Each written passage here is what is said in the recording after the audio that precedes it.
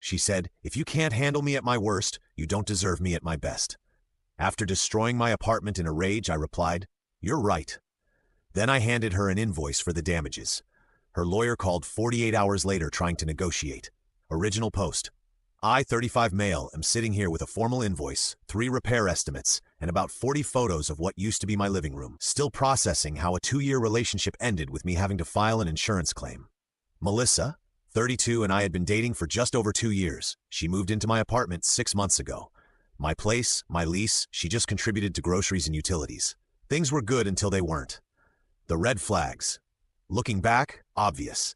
She'd get these moods where nothing was right. The restaurant I picked was basic, my friends were boring, my apartment was depressing. Then she'd flipped back to being sweet, saying she was just stressed from work. Last Tuesday we had plans for dinner. She texted at 5 p.m. running late. "Start without me." I waited anyway. She rolled in at 9:30. Wine on her breath, makeup smeared. "Where were you out?" "God, don't start with me, Derek. You said you'd be late. Not 4 hours late. I made reservations." That's when she snapped. "You're so controlling, always needing to know where I am, what I'm doing." Maybe I needed space to breathe. Melissa asking where you were after, showed our plans isn't controlling. She grabbed her phone, started scrolling, ignoring me. I saw she was on some guy's Instagram, lots of hearts in the comments. "Who's that?" She jumped up. "See, this is what I mean. You're suffocating me. You're literally commenting hearts on some dude's thirst traps while I'm talking to you about standing me up." And then the Marilyn Monroe quote. She actually said it while mascara ran down her face, wine slurring her words. "If you can't handle me at my worst, you don't deserve me at my best." Then she grabbed my PlayStation controller and hurled it at the TV. 55 in Samsung, bought it last Black Friday, spiderwebbed instantly. "Melissa, what the?" She wasn't done. Swept everything off the coffee table. My laptop, the router, a ceramic bowl my sister made. Grabbed the kitchen knife block and threw it at the wall. Actual knives scattered everywhere. One stuck in the drywall like we were in an action movie. Started pulling books off shelves, throwing them. Kicked over my guitar stand. My Fender acoustic hit the ground with a crack that physically hurt to hear. Then she went for the bathroom, and I heard bottles smashing. I didn't try to stop her. Just stood there filming with my phone. 5 minutes of pure destruction while she screamed about respect and deserving better and how I was emotionally abusive for questioning her. Finally, she stopped breathing, heavy looking around at the carnage. "This is what you made me do." She panted, "This is your fault." I looked at the destroyed TV, the knife in my wall, my broken guitar, and said the only thing that came to mind. "You're right. I don't deserve this." Her face lit up like she'd won something. "So, pack your stuff and get out," I continued. Now the victory drained from her face. "What?" "Baby, no, I didn't mean out. Take what you can carry. You have 10 minutes or I'm calling the cops." "Derek, I'm sorry, I just got emotional. You know how I get. 9 minutes. She grabbed some clothes, crying about how I was overreacting, how couples fight, how this was normal passion. Normal, right? After she left, I took photos of everything, every broken item, every hole in the wall, every knife mark. Then I started calling. Repair guy for the drywall, $400. TV replacement, $650s. Guitar repair, $200 if it's fixable. Laptop screen, $300. Router, $80. Coffee table glass, $150. Bathroom damage, $75. My sister's bowl, priceless, but I quoted $50. Total $95. Plus 1 day of lost wages for dealing with repairs, $200. Grand total, $285. Typed it all up on a proper invoice template. Itemized, professional, even added a 30-day payment term. Printed 3 copies. Next morning, knocked on her friend Jessica's door where I knew she'd crashed. Handed her the envelope. "What's this?" "Invoice for the damages. You have 30 days. She laughed, actually laughed. "You're joking. Check the photos attached." "I'm not." Slammed the door in my face.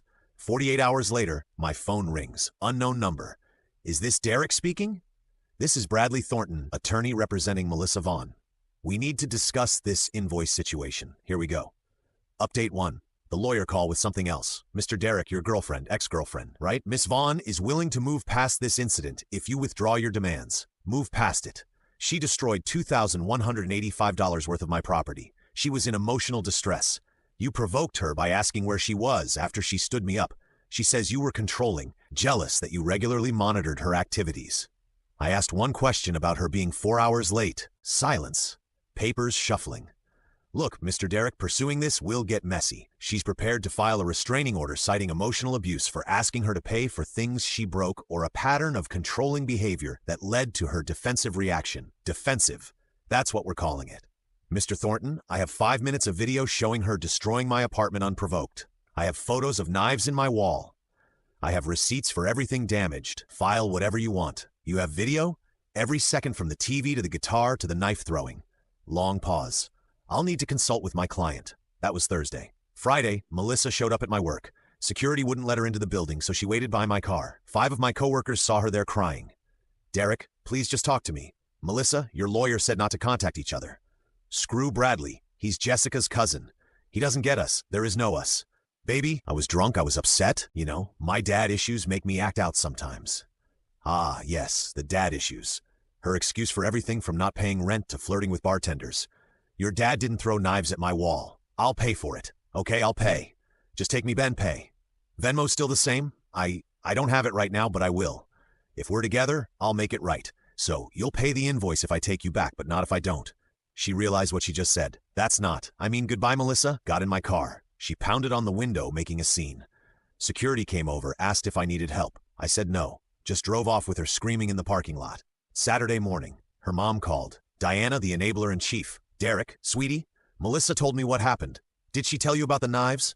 She said you two had a fight and things got broken. She threw a knife block at my wall. Diana knives plural in my wall. Well, you must have really upset her. Melissa doesn't just act like that. Actually, she does. Remember when she teed her ex's car? That was different. He cheated. No, he didn't. He had a female study partner. Well, she felt betrayed. So property damage is her go-to. Derek, just drop this invoice nonsense. You're embarrassing her. She embarrassed herself. If you ever loved her, I loved who I thought she was. That person wouldn't have destroyed my apartment. Doll, all 20,000 is nothing to you. It's not about the money, Diana. It's about consequences. What if she can't pay? Then I take her to small claims court. Diana hung up on me. Sunday got a text from an unknown number. It was Antonio, the guy from Instagram she'd been hearting up. Bro, just wanted you to know I didn't know she had a boyfriend. She told me you were her roommate. My bad. Roommate. We shared a bed for 6 months. But sure, roommate. How long? Been talking for like 2 months. Met up a few times. Nothing physical, though. She said she wasn't ready because of her toxic living situation. Toxic living situation. That's what she called our relationship while lining up my replacement. Thanks for letting me know. She's crazy. Tau showed up at my place at 3 a.m. Friday crying about some invoice, trying to stay the night, had to call her an Uber. Even Antonio could see the crazy. Antonio, who'd only known her 2 months. Monday morning, got another call from Bradley, the lawyer. Mr. Derek, Miss Vaughn is willing to pay $500 toward damages. The invoice is for $2,185. She doesn't have that kind of money. She has a job. She has parents. She has options. Be reasonable. $500 is a good faith offer. Throwing knives at my wall was bad faith. The invoice stands. If you pursue this, we'll countersue for emotional distress. For what? Breaking up with her after she destroyed my apartment. For the trauma of being filmed without consent during a mental health crisis. Mental health crisis? Is that what we're calling temper tantrums now? Mr. Derek, Mr. Thornton, she was filmed in my apartment destroying my property. I had every right to document it. See you in court. Hung up. Then I did something petty. Posted one photo on Instagram, just the knife sticking out of my wall. Caption, when people show you who they are, believe them. Within an hour, my DMs exploded. Mutual friends asking if I was okay. Her friends calling me dramatic. And then Melissa herself from her account. Take that down now. Blocked. New account 5 minutes later. Derek, please.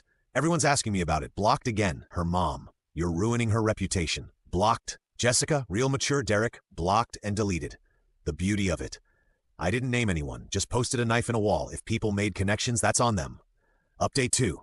Tuesday afternoon, Melissa tried a new strategy. She showed up at my apartment with her emotional support team, Jessica, her mom, Diana, and surprisingly her dad, Robert, who she supposedly had all those issues with. I watched them through the doorbell camera.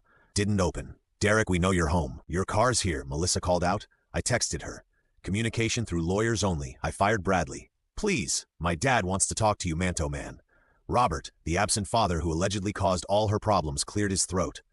Son, I drove 2 hours for this. Least you can do is hear me out. I opened the door but kept the chain on. Mr. Vaughn, Derek, look, my daughter, she's passionate. Gets that from her mother. Diana huffed. Robert, what? It's true. You threw my golf clubs in the pool when I forgot our anniversary. That was different. How? Melissa cut in. Can we focus? Derek, baby, I'm getting help. I found a therapist. When? Well, I'm going tomorrow. I promise you're going to find a therapist tomorrow? Yes, I already Googled some. I started to close the door. Wait. She pulled out her phone. Look, I'll pay something now. She made a show of opening Venmo. Sent me $50. The invoice is for $280. It's a start. Shows good faith. You know what would show good faith? Paying the whole thing. Robert stepped forward. Son, be reasonable. She doesn't have that kind of money. She had money for bottomless mimosas with Antonio last Tuesday. Dead silence. Melissa went pale. How did you? Antonio messaged me. Felt bad about the whole roommate lie. Robert turned to his daughter. Who's Antonio? Nobody. A friend. Jessica jumped in. Derek's being paranoid again. I pulled out my phone, showed Robert the screenshot Antonio sent. Melissa and him at some bougie brunch place. Her caption, upgrading my life with this one. Posted the day before she destroyed my apartment. Robert's face went red. Melissa, you told me Derek was abusive and controlling. He is. Look what he's doing. What? Asking you to pay for things you broke while cheating? I wasn't cheating. Diana tried damage control. Robert, not here. No, Diana. I drove 2 hours because you said our daughter was being abused. This boy has a knife hole in his wall. She was emotional. She was violent and apparently cheating. They started arguing among themselves. I slowly closed the door, could still hear them in the hallway for another 10 minutes. Wednesday got a call from my insurance company. They'd reviewed my claim. Mr. Derek will cover the damages minus your deductible. How much is that? $500 deductible. So we'll pay $16 to $85. Perfect. And you'll pursue her for reimbursement. If you provide her information, yes, we'll subrogate the claim. Beautiful. Now, it wasn't just me after the money. It was the insurance company with lawyers. Sent Melissa a text. FYI, insurance is now handling the claim. They'll be in touch. Her response was immediate. What? You filed insurance? That'll go on my record. Should have thought of that before throwing knives. Derek, please. I'll pay you. Don't let them come after me. You had your chance to pay me directly. I can't afford it. But you could afford brunch with Antonio. Stop bringing him up. We're just friends. Cool. Tell that to the insurance company. She called 23 times in the next hour. I didn't answer any of them. Thursday, her new strategy? Public shaming. She posted on Facebook, some people really show their true colors after a breakup. Imagine someone you loved and lived with for months sending insurance after you over an argument. The emotional abuse I endured, and this is what I get for finally standing up for myself. I'm literally shaking. The comments were mixed. Stay strong, babe. What happened? Insurance for what? Girl, didn't you throw knives at his wall? That last one was from mutual friend Kyle. Melissa deleted his comment immediately. I didn't respond, just screenshotted it for my records.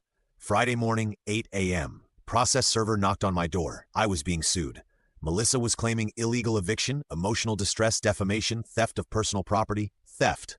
Interesting. Her filing claimed I kept some of her belongings when I forcibly removed her. Also claimed the Instagram post caused her to lose business opportunities. She works retail at a clothing store. Called my insurance company. They said they'd provide a lawyer since it stemmed from the property damage claim. Sometimes paying for good insurance really pays off. Met with the insurance lawyer, Steven, that afternoon. He reviewed everything. She has no case, he said, actually chuckling. You have video of her destroying property, admitting she was drunk and throwing weapons. This is desperation. If you're loving this wild tale of karma and drama, hit that like button and subscribe for more heart-pounding stories. What about her claims? What illegal eviction? She wasn't on the lease. What emotional distress? She caused property damage. What defamation? You posted a photo of a knife in your wall and theft. Do you have any of her things? There might be some stuff in the closet. Hair ties, maybe a shirt.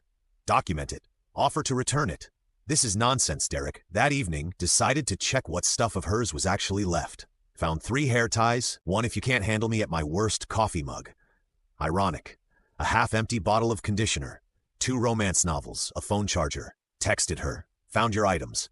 Available for pickup Saturday 2 to 4 p.m. I want my TV back too. What TV? The one in the living room. The one you broke. That was my TV. I helped pick it out, and I paid for it.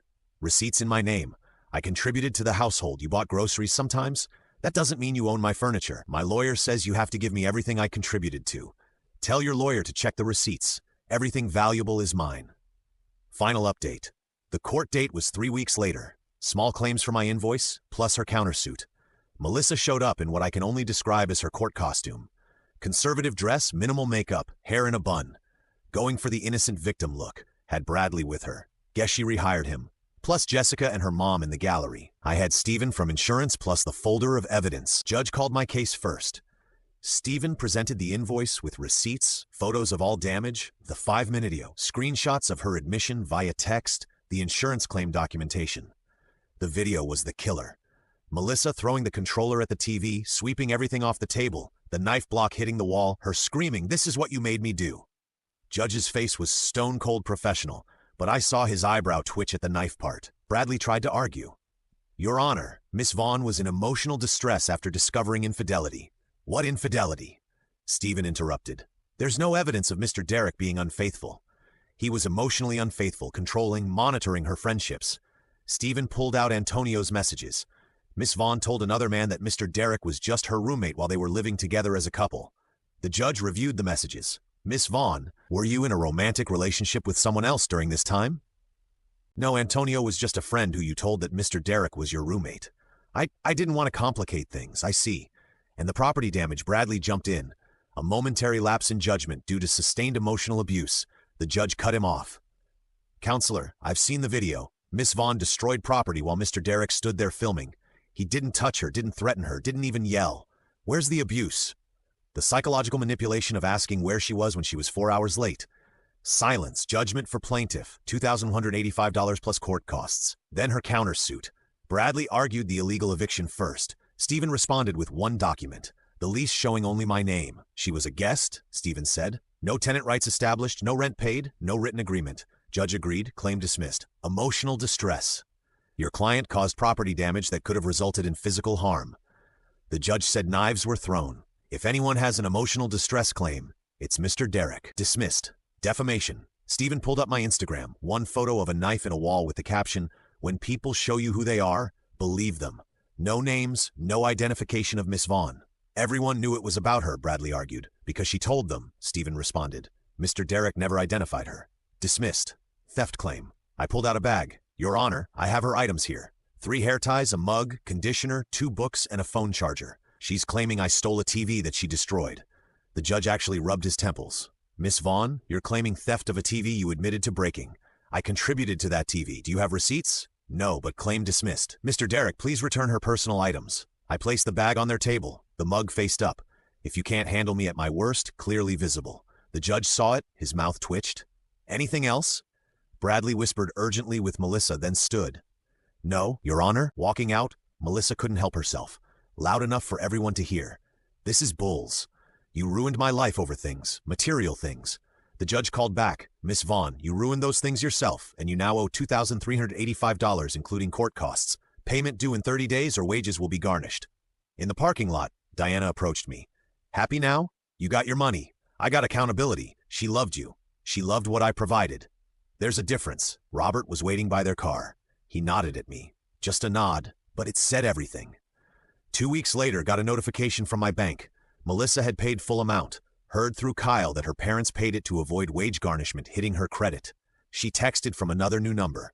I hope you're happy you won. I'm in therapy now because of you. I didn't respond, but I did finally replace the TV. Got a 65 in this time. The knife hole is still in the wall, though. Landlord said he'll fix it when I move out. Take it from the deposit. I kind of like it there for now. It's a good reminder. When someone tells you they're too much to handle, believe them the first time. Antonio messaged me last week. Bro, she showed up at my job. Had to get security involved. You weren't kidding about the crazy. Told you. She said I ruined her relationship and owe her money for what? Emotional damages. She has a whole invoice. I laughed for 5 solid minutes. Melissa learned the wrong lesson. Instead of understanding consequences, she just learned to document first. Some people never change. As for me, I'm good. Apartment's fixed. Learned to scream better. And I have a great story about the ex who literally threw knives at me. Then quoted Marilyn Monroe. My new dating profile bio. If you can't handle me at my worst, that's completely reasonable and shows good boundaries. Haven't had to use the invoice template again yet.